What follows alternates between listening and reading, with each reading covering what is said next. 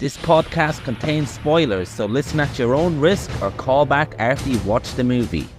You know who you call. Leave a message. Maybe they'll call you back.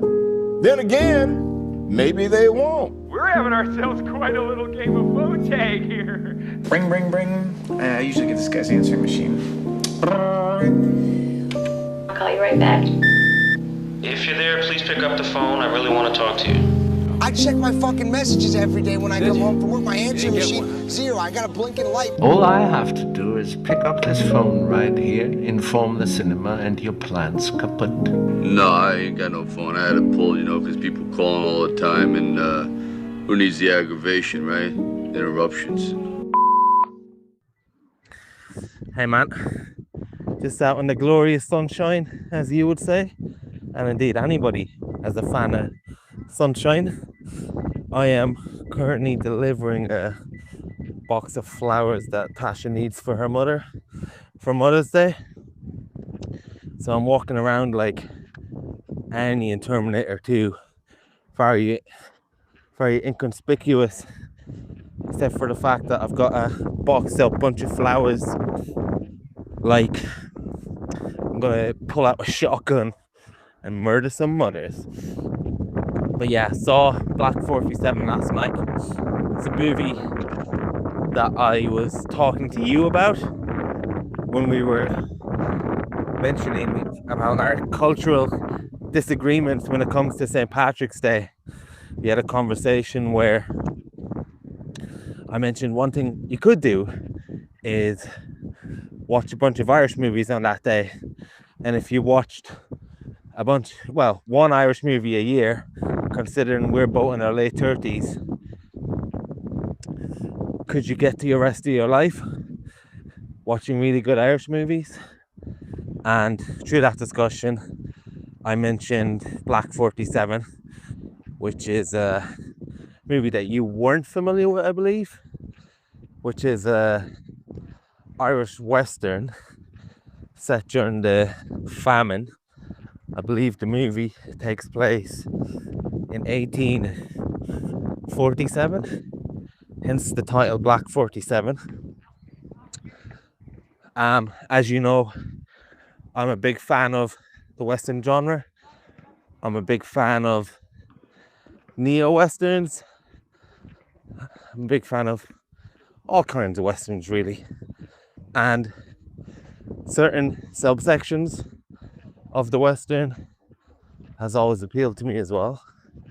Like, for instance, the movie Slow West takes place in America in its setting, but at the same time it's filmed in New Zealand, and just how that landscape affected the traditional genre beats, shall we say, and whatnot. The way the clouds were, the way the vegetation was, it made us very familiar with something, but at the same time made it completely unfamiliar, which was from the point of people on that land. I think it was Michael Fassbender in that movie. And then you have things like the spaghetti westerns, which, although they're meant to take place in America and New Mexico and whatnot, they're actually filmed in Spain, a lot of them.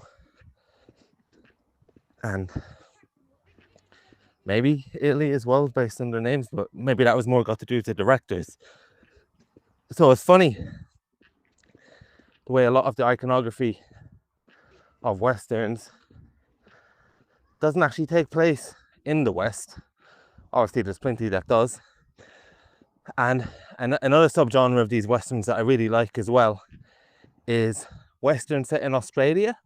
There's a whole spate of those type of Westerns that just follow the traditional tropes, and mixing that with the harsh outback of Australia really adds another element to it as well.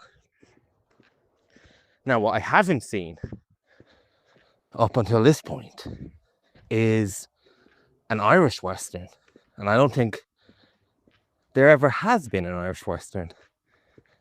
from what I can ascertain, maybe I'm completely wrong about that, maybe Darby O'Gill rides again. And the other thing is, I don't think I've ever seen a depiction of the famine as well on screen. Correct me if I'm wrong, not that we're fucking famine experts or anything, but there's something about this movie's setting and the mood and the tone of desperation and just extreme poverty that lends itself to the Western setting and Western story and very traditional motif of the genre that works so well. And obviously, in this movie, we get an opening scene of Hugo Weaving, who is interrogating a soldier and he strangles him to death. Well, it's an Irish rebel. He strangles to death through an interrogation. And yeah, he's just forgotten about for a little bit. And then after that, we get this great scene of this character who, I believe he's obviously Irish, but he's working for the English. He took the English shilling, as they call it. He comes back into his home village, if it even can be called a village. I think he's played by James Frecheville, an actor I'm not familiar with. He's not even Irish, but does a very good job from what I can see of sounding Irish, looking the part. And a lot of this movie is in the Irish language as well. And I'm guessing that he, as an Australian, isn't fluent in Irish, considering that we're Irish and not fluent in Irish. In fact, the way it's set up has almost actively put us against it, really, through psychotic Irish teachers. But anyway, yeah, so we get this great backdrop of the sweeping scenery of Connemara, which does seem like something that is akin to the Western Plains, or maybe when they come into these poor towns in Mexico, and we just see this beautiful shot. And I say beautiful shot, it's also a harrowing shot of all these burnt down houses and just crumbling decay and despair of what the famine did do. And that's a very good backdrop to something like this, which essentially is a straight up revenge movie. And this guy is a bit like John Wick in a way, almost like Sean Wick. Now, it's everything that you would want, or at least I would want, from a Western central character that I really enjoy of these archetypes. He doesn't say much. He is a badass. He's very well able to convey his emotions on his face. So we get this silent, not saying many words, but gets fantastic lines of dialogue when he does. Well, I say fantastic, but as you can tell, this is quite my wheelhouse when it comes to what I like. So I am the audience for this. So it'll be interesting to hear what you say, who isn't the audience from this. You're not a fan of Westerns. Yeah, so it'll be interesting to hear your thoughts. But, you know, there's something to be said about movies like Django Unchained and what was that other one? The Woman King, that is cathartic in a way for certain people. And I've never felt I needed that as an Irishman. I think when I watch movies and we get that classic imperial English soldier of the past, I'm very happy to be and hiss at them, and they make great bad guys because it's historically true in many ways. So I've always been on board for that, but I'm not a jingoistic Irishman by any means, and I live in England. Certainly not anti-English people, but when it comes to the history, it's very hard not to be anti, as you well know. So what I didn't realise I needed, and not just as an Irishman, but as a man who, well, times have changed very much. It's very much hard for the working man in general now.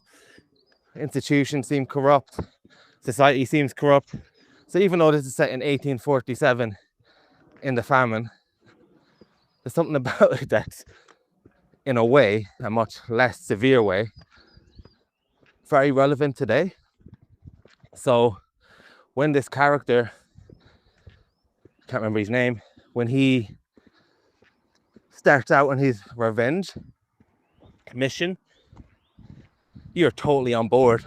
And especially because they do a really good job of very slight character building. This guy has went away, he fought with the English army, he's done horrible things, he's come back, deserted the English army, come back to look after his family with all the money he's made, which is understandable. When he comes back, he finds out his mother died of starvation. We find out that his brother was hanged, and in a very harrowing scene, I think it's his sister, or maybe his brother's wife, and his nieces and nephews, his nephew's shot, and then they're turfed out of this house and they freeze to death, and he gets arrested, and when he comes back he sees that they're frozen to death. So he didn't come back for straight revenge, but just because there's a sickness in this land,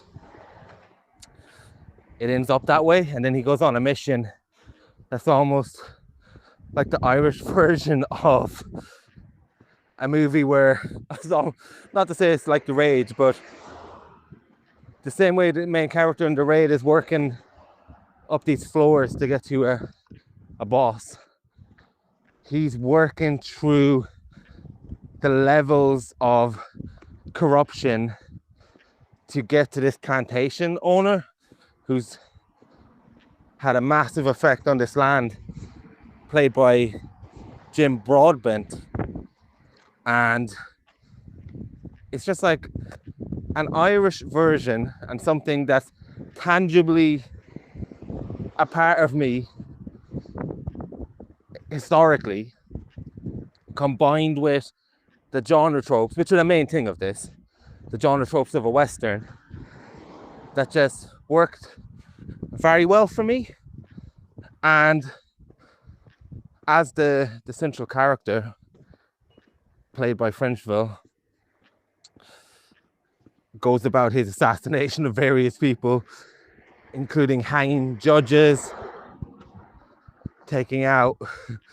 putting pigs' heads on this other corrupt guy. It's a bit of wish fulfillment in a way.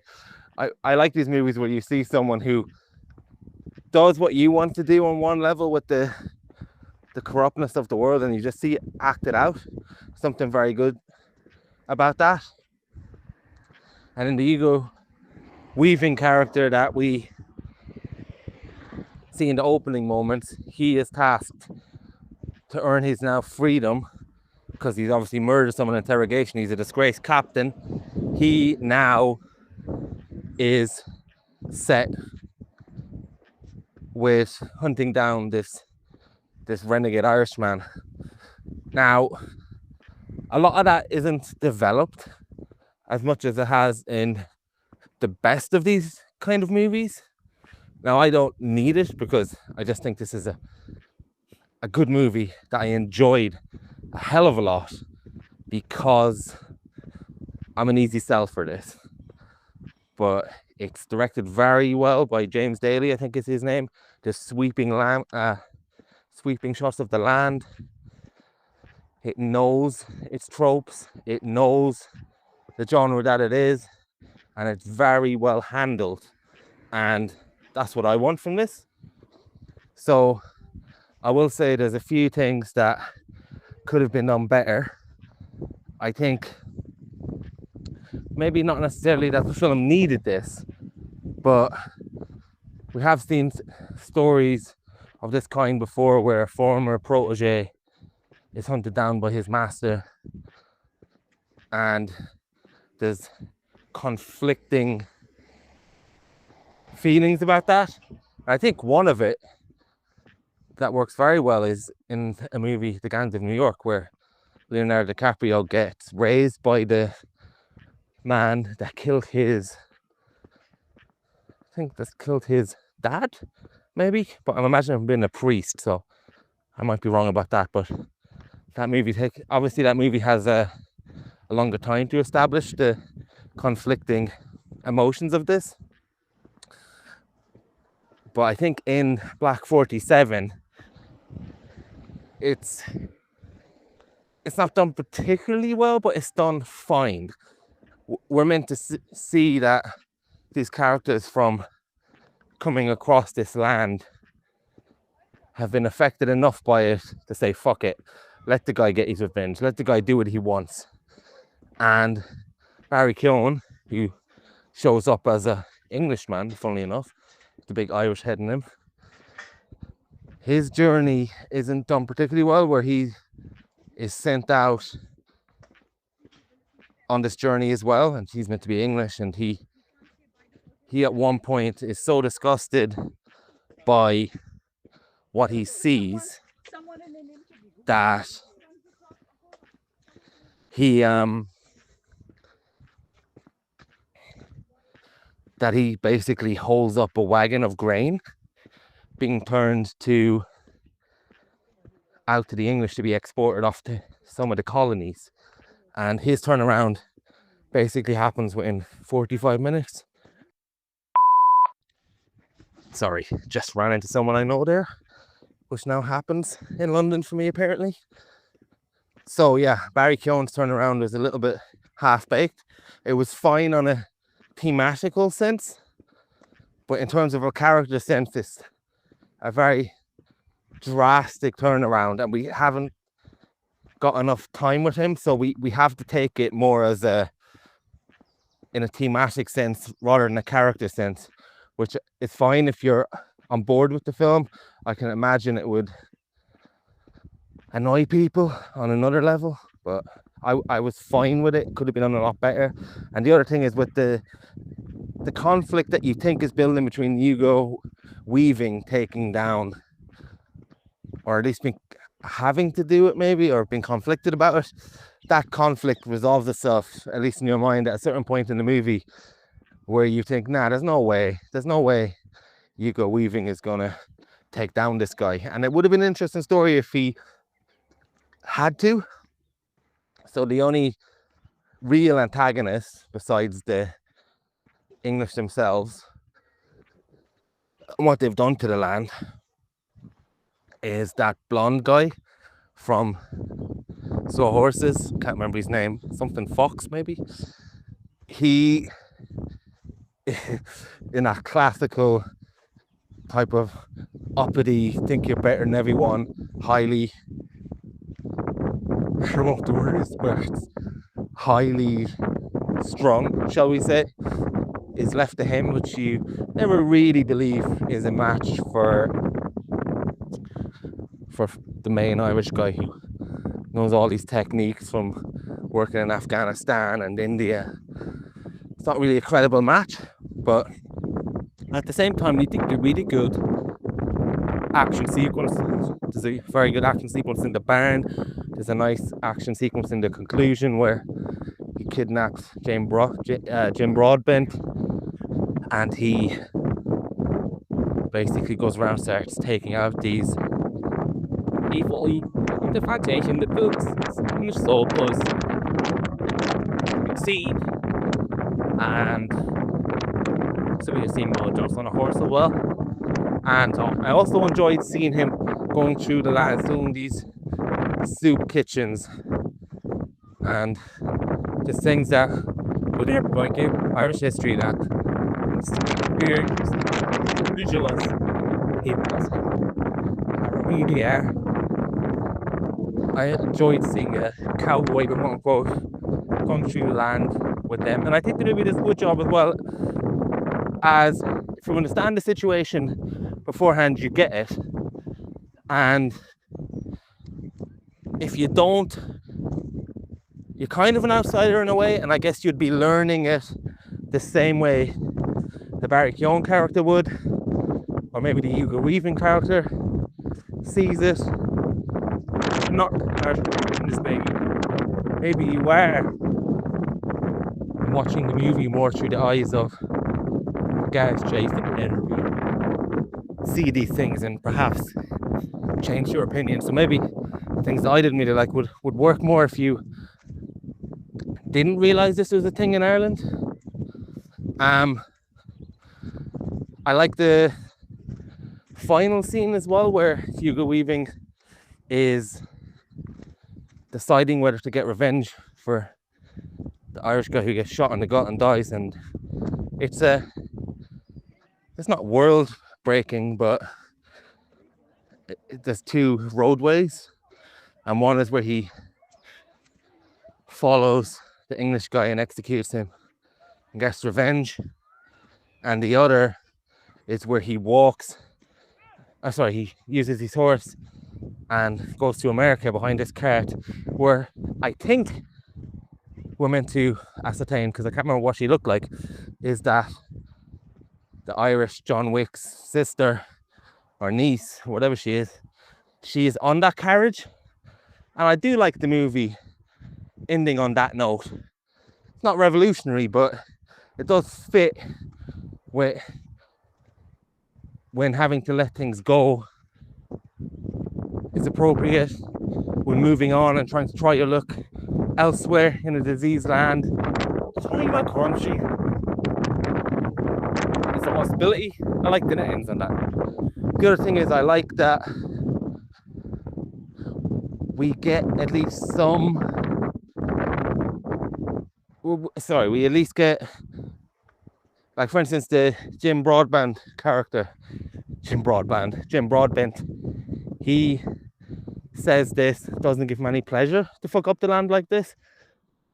Whether you believe that or not, it's nice to see a character have his own justifications rather than something mustache twirling where he's just saying fuck the Irish. I like these little complexities where the characters don't see themselves as bad guys. I always like those little wrinkles. Whereas the blonde guy is more of a traditional bad guy, where he says, when he's talking about the potato, and he's saying food for the slaves, not food for a slave, not for the brave. So I like we get a mix of it. So yeah, I don't know when you're going to get to this movie. I suspect you won't like it as much as me, which I liked it, but it'll be interesting to hear your thoughts. It's quite easy to watch, quite easy to enjoy, at least at the level of an action movie at the very least. But yeah, let me know when you get to it. Hey man, might be a bit of traffic noise in the background now. I'm just heading out of the house on my lunch break. I don't know how long ago you sent that voice note. Let me see. March, April, a month and a half ago you sent that voice note about Black 47. I have a feeling was it your second time seeing it or first time seeing it? I'm not sure, but it's a while back you've seen it. I, in the interim, have done Animated April, my annual watching an animated film every day throughout April. And then I've gone into the first couple of weeks of May just sort of chilling out and not watching a huge amount of movies. So I'm 6 weeks delayed on responding to your voice message. I watched Black 47 last night, too tired to voice note last night. And then this morning had a bit of a rushed nursery drop up. I was going to try and send some on the way home, but I didn't manage. Anyway, doing a quick little Aldi run right now. Glorious sunshine, very un-Irish weather. In a city in the sunshine, which is really the opposite of both my experience growing up and the film Black 47. But Anyway, I don't know how much you're going to remember from your experience of watching it, but it was nice to hear your thoughts so soon after I watched it. As you predicted, I did not like this film anything close to the level that you did. I think I was actually thinking as I was walking home, listening to your voice note there this morning, I was like, every year I do Spooktober, where throughout October I watch a horror film every day, and you kind of come along for the ride and watch a few of them, and by the end you're a bit fatigued because you like horror, you're a fan, you can appreciate it, but there's a level of horror obsession that I have that you don't have, and there's a level, and I think with animation and with horror, for me, I can watch a film that, if you're not obsessed with horror or animation, it's not the best film ever, but like I'm having a whale of a time with it. And I think that's you with Westerns. Not to say that this is a bad film per se, but it's an interesting one because, as you said, you've never seen a film about the plague. I've never seen a film about the plague. I've never seen the film about the, not plague, the potato famine. This is, despite growing up in a country where we're hearing about these things on an almost constant basis, because the Irish film industry was so underdeveloped at the time, and I suppose things like CGI and stuff that make it easy to clean up backgrounds and kind of deliver a film like this on a low budget were absent. We didn't grow up watching films about this subject matter and this era, and so in one way you could say this is a very unique film. You could almost say it's a one of a kind, the first of its kind, something completely different. I mean, that is a valid appraisal of this film. However, I would say more so, this is one of the most generic films I've ever seen, or certainly in years. Now, I don't watch a lot of like super straightforward generic movies. Usually if I'm watching a genre film, it's something that's subverting things a little bit, or it's a bit more of an elevated, clever twist, or it's, it's a genre film, but it's made by a kind of major filmmaker. So it's got a little bit more uniqueness up its sleeve. I think all of the uniqueness, or any uniqueness that's in this film, I don't know if you'll agree with this, but it all comes from the setting, which we're not used to seeing. So without that kind of obsession with Westerns that you have, and it's not the only genre present here, because it's also like a scorched earth movie and a revenge flick, and it's almost a kung fu movie, without the kung fu. But yeah, I think predominantly it's a Western, and it's just the type of film that this is. I am mad about.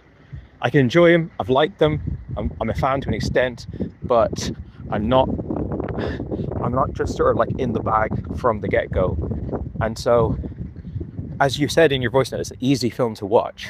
I wouldn't say I struggled with this film, but it didn't do a huge amount for me. It didn't do that much for me. It was a fairly unsatisfying evening. I can imagine you sat there watching it, just like lapping it up, loving it, having a great time with it, and going, yes, that hit the spot. I did not have that experience with it, but I thought it was all right. I thought it was interesting to speak about. I'm just going to pop into the shop here now, and then I'm going to continue this voice note in a second. All right, that's my shopping done. Absolute mayhem out here on these streets. Sun bringing out all the characters. Yeah, let me try and get my head back in this message. So yeah, more your bag than mine, this movie. Thought it was fine. When I started watching the movie, your man, I forget the name of the lead actor, but of course he's not in the opening scene. I presumed the young rebel in the opening scene was going to be the hero of the movie. But anyway, when our hero comes in, I was looking at him, I was like, for starters, he's very Irish looking. I mean, he looks quintessentially Irish. He couldn't look more Irish. And then it quickly became apparent that he had basically zero charisma. He's just not charming. Now, I'm not saying he should be wisecracking. He shouldn't be Tony Stark or something. It's obviously valid to have a like sort of stoic, silent, grumpy, you know, Clint Eastwood being the ultimate archetype, but there's countless examples of this type of character in these type of movies, Charles Bronson and stuff like that. So I'm not saying he needs to be funny, but he just definitely doesn't have the appeal. But I was like, you know what? It must be really hard to find an Irish actor who speaks Irish. Wasn't until after the movie that I found out that he's an Australian actor who learned Irish for the part. Well, I'll say he had me convinced, very much so, on his Irishness. He looks the part Irish lead, and you know, he's got the accent, and he has to sing a traditional Irish song and stuff. He delivers on that front. In terms of, I think, casting a foreigner in that part is a risky business, and they certainly got away with it. So I'll tip my hat to the actor on that basis. But for me, he was very charmless. He was now. The movie isn't a barrel of laughs. The situation he's in is very bleak and horrible. He hasn't got much reason to ever be cracking a smile or anything, but there's just an aura that certain actors carry with them, where they don't have to smile once. There doesn't have to be any levity in the performance, but they just have something to them that makes you more kind of drawn to them. And I didn't feel that with this actor. Now, in the early part of the movie where he gets arrested, and every beat by beat in this movie, it is every kung fu movie, every sort of revenge action movie. It's like, this is now becoming a very played out criticism, so you know, I'm reticent to say it, but it is really like ChatGPT, write me a revenge thriller, from his face being thrown in the mud and the young innocents being killed, and him to having his like dinner in the house where his sister and her children are dead. For the record, I'm pretty sure that his niece does die and is frozen there in that scene, and is not in that final scene of the movie, but I could be wrong on that front. I did think they look quite similar, but I don't think they're supposed to be the same person.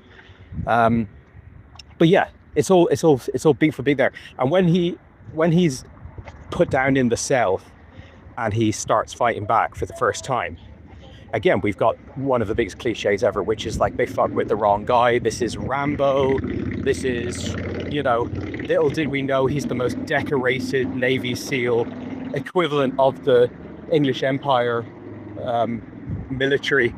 And I'm going, all right, maybe this is why they hired him, because he is a stuntman. You know, he's a martial arts guy. And this is where I'll sort of disagree with you, but I don't think the action in this film is good. I don't think it's awful. I think the staging of it is fine, but I don't think they have the technicians in terms of fight choreographers, stuntmen, just visual effects people, just general. I just don't think this film has the resources to deliver something with a whole lot of oomph, which is fine. It's a low budget Irish movie. I'm not expecting The Matrix here, but it's another thing that this film could have had that would have kind of given it something vital to me. It feels to me like this is more of your direct-to-video fare, where it's a super generic movie, but it's not. There's nothing special about it. Again, I think the special thing is its historical setting, the various historical details that go into it, like the Pope, or not the Pope, the tent where they're doing forced conversions into Protestant, with the souk and all that. That's something obviously you're not going to see in another action movie, but it seems kind of thin. I wondered if the film was hurt by the fact that I'm Irish. Like, if I saw this film and it was about like a massive colonial power occupying another poor country somewhere else in the world, but I don't have a real familiarity with, and of course there's endless examples of that, and it had this amount of unique historical details in it, but it wasn't all kind of like stuff that again, I'm absolutely no historical expert, but it's all familiar information.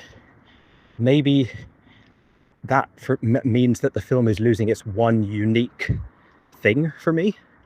And also, like, I'm just not as big of a Western guy.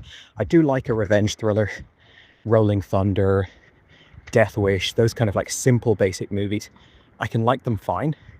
And I think this film gets close in terms of the savagery or the genius. Like, you know, when you watch something like John Wick, part of what you're enjoying is like, wow, this guy is so efficient. He is such a badass. He's so intelligent and he's 2 steps ahead of them.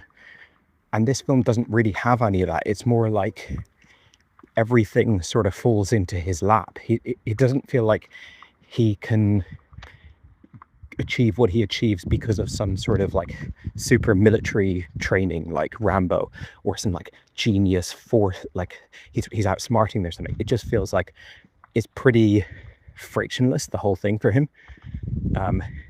Kind of like B said about the Barry Keoghan character arc, where it's underdeveloped. We get to the end point that we always knew we were going to get to with these kind of tropes, but nothing ever feels particularly earned or particularly there's nothing particularly interesting about the journey to anything that happens in this film. Even the kind of relationship between Hugo Weaving and the main character, there's more that could have been done there.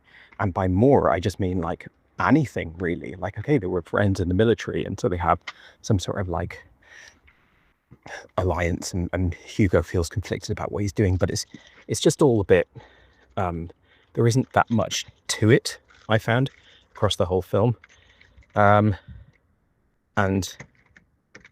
I think that's sort of par for the course for this kind of movie. As I said, it's just like the occasional one that's able to raise its head above that, but this is not one of those occasional ones for me. And you mentioned that like it is nice having this kind of cathartic genre flick for Irish people, you know, in the way that we've obviously seen that for many other oppressed peoples around the world. Yeah, sure. I think that's, you know, I've always wanted this film. I've always thought about this film as like a film that should be made. Someone's got to make this film because there's a lot to do there. And we've certainly seen films like this be absolute smash hits, like something like Braveheart, for example. It is Braveheart, even though it's, again, an Australian actor, funnily enough, but it's beloved by every Scottish person I know, even though it's a real sort of cheesy rendition of the history. It's still like great for them that they got something that's so. I bought a bag of ice and I'm trying to get into the freezer here because absolutely scorching. Bought some lemons as well, so I'm gonna. Life has given me lemons, and I will follow suit. But yeah, this film has that potential, and if that film should exist, I don't think that is this film. You mentioned that there's like beautiful sweeping shots of the countryside. Again, even though one thing I did like about it is that it wasn't sunny the whole time. I don't think I've almost never seen a film set in Ireland where it isn't always gorgeous sunny weather. I think Garage by Lenny Abramson is one of the only Irish set films I've seen where it's not always sunny. So it's nice that they did accurate weather in this one, but it all looks a bit low budget. It's not stylized enough. It's not beautiful enough. I did find it interesting to see a film in a country that was absolutely just completely destitute, like absolutely fucked. You don't really see that often. It's not that you don't see that about Ireland. You don't see that about any country, really, or you rarely see it. I have seen the odd one, but to see a country just at the brink of extinction almost was an interesting setting to set something in. It almost brings it back to like caveman times or something. So there's some potential there. And a few other things you mentioned that Jim Broadbenk's character is given more gray area complexity, conflict, something like that. He says that he doesn't take pleasure from like destroying the country. That didn't read as sincere to me. I think he was a very thin, one-dimensional bad guy, and I think he only said that as some sort of like being almost like the stare of the person he's talking to sort of forces him into adding a little other layer to it. But I thought I was waiting for something like that. Doesn't have to be one of the baddies realizing that, like kind of finding some humanity, but just something that's like, let's discuss the themes of this film just slightly, at least. But the film never goes anywhere near any form of discussion or deliberation from any character. The characters that we like, the characters that we dislike, none of them have any moment of reflection, any moment of elaboration or contemplation. It's just all very straightforward and direct, basic stuff. I really liked the blonde English guy. I forget the name of the actor. I don't think I'd seen him before. I looked him up on the IMDb. I think it might have been the odd film that I have seen, but I wouldn't have remembered him. He impressed me. Early in the movie, I thought he was a bit cookie cutter, like standard issue, upper crust English officer accent, but he is actually a really good actor in this movie and was probably the standout performance. Hugo Weaving is obviously a known entity, as are like Stephen Rea and Jim Brub and Barry Keoghan. But even with those known people in it, I think this blonde guy was definitely the star of the show, or stole the show or whatever. And yeah, the opening scene with Hugo Weaving, I felt like that was your classic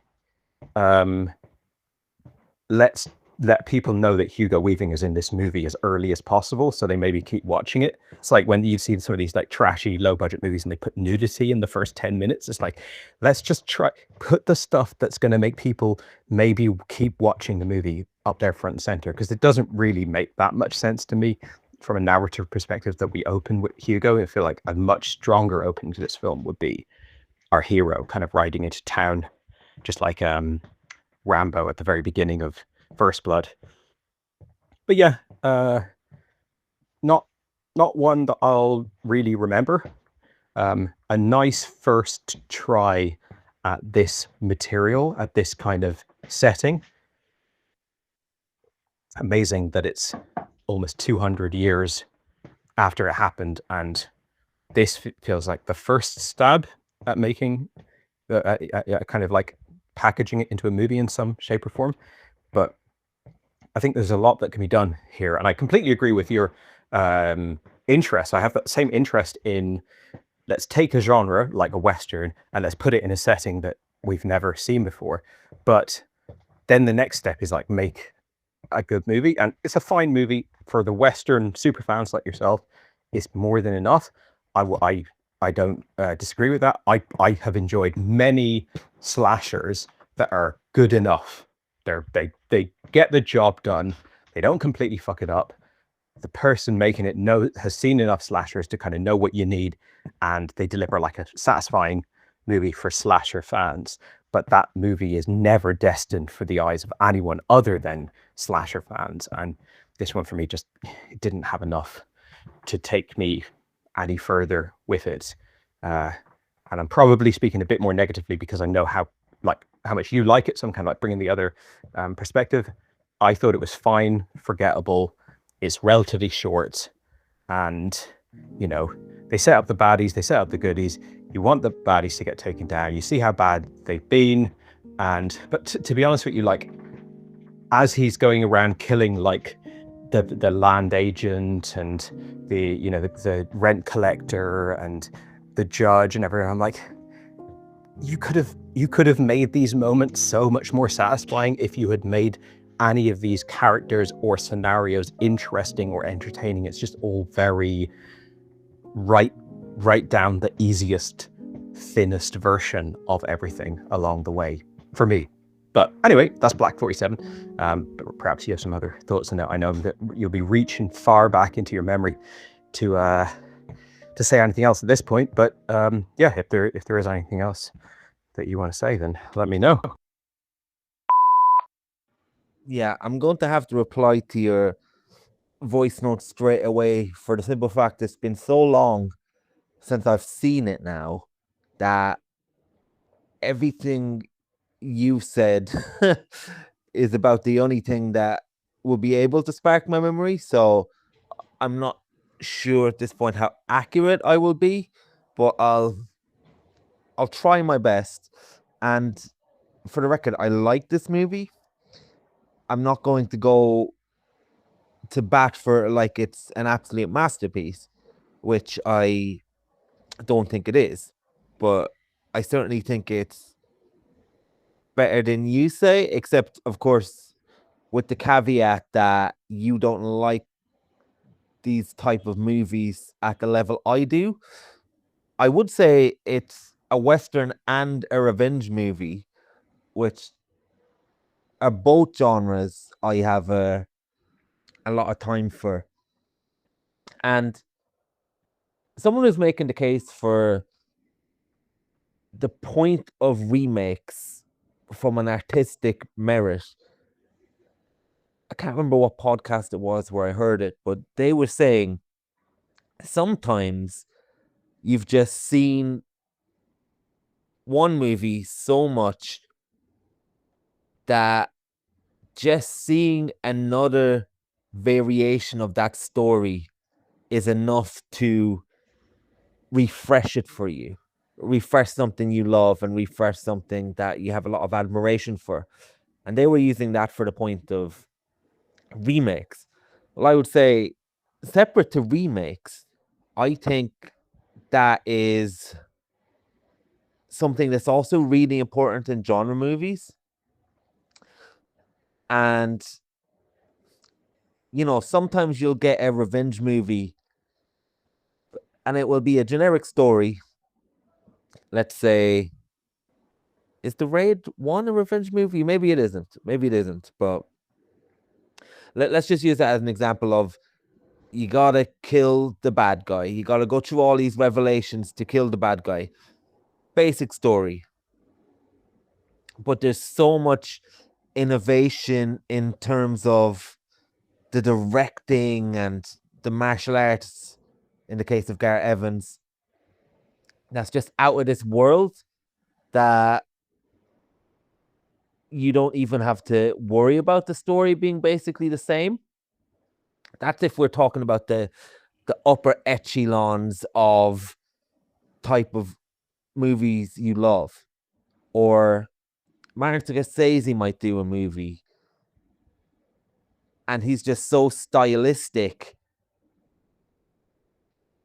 in his pursuit of that story that, again, it is a very simple story. But again, these are the top tier versions of these stories where it's filled with so many other things that maybe the story at the center of it is 10%. Then you get the second tier, where it's a story that, in my case, you very much like. Foreign Land, Men Being Men, almost. Revenge. And it's a very simple story, and it is about the story. And how you'll interpret it if you're not a big fan of it, like I am with horror movies, or a super fan, as you said, which is more accurate, is, okay, well, this is very generic. However, if it is more up your street, then the setting almost changes everything and refreshes the story. It refreshes the tropes, it refreshes the bad guys, it refreshes the landscape, it refreshes the confusion. And even though the exact same story is being told, because you like that story, that fresh coat of paint to some just invigorates every trope you really like, if it's up your alley. And maybe there's a middle ground between being up my alley and up your alley that I still argue that this would work for. And I think every problem you had, well, not every problem, but a lot of problems you had with this movie, for me, is solved by the setting. I've seen countless movies set in America with this story, and I probably would like them still a little bit more than you if they were Western, but it's quite a benefit for me if I see a Mexican version of this, an Irish version of this, an Australian version of this. And because I've never seen an Irish version of this, it revolutionize is a very strong word, but if there's a way to revolutionize something that is very generic in terms of how everything is rejigged, then this is probably the best way you can do it. If you're going to have the same old story. Now, I'll give the main actor a little bit more credit than you, because the other thing is, I feel there is a world of expression that exists in, I guess, for want of a better word, men being men movies, in terms of how they are not emotionally intelligent, how they are not emotionally equipped, and how they are not able to articulate their emotions. That this type of lack of charisma is how you interpreted it. And I wouldn't even call it stoic. I would call it stunted and repressed, which very much goes with the land that we're seeing in this movie. This movie is stripped away from its core, is stripped away from its history, is stripped away from its emotion. It's a very repressed, controlled place.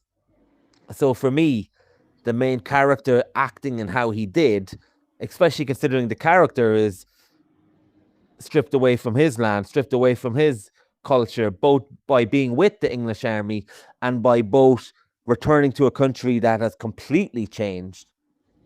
I thought his performance was very much in keeping with that, and I enjoyed it a lot based on the tone and surroundings. And I think Clint Eastwood is not like this type of character, because Clint can deliver very funny lines even in the most non-funny movies. He's got that, it's not a, it's not a wink to the camera, but it's a inhale of the cigar type of way of finding moments maybe that shouldn't be there. So I don't think this is a Clint performance. Not that he's saying it is, but I don't think he's in the same bracket. Just trying to think what else she said there. Yeah, for me, I like the action.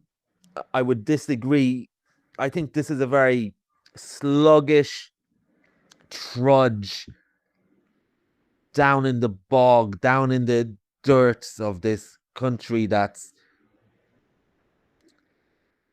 pretty much on its knees. So I liked the slobber knuckle slugfest, very unfancy dog fight almost type of action in this movie. When it does appear, it's not fancy, it's a bit desperate and it's a bit cold.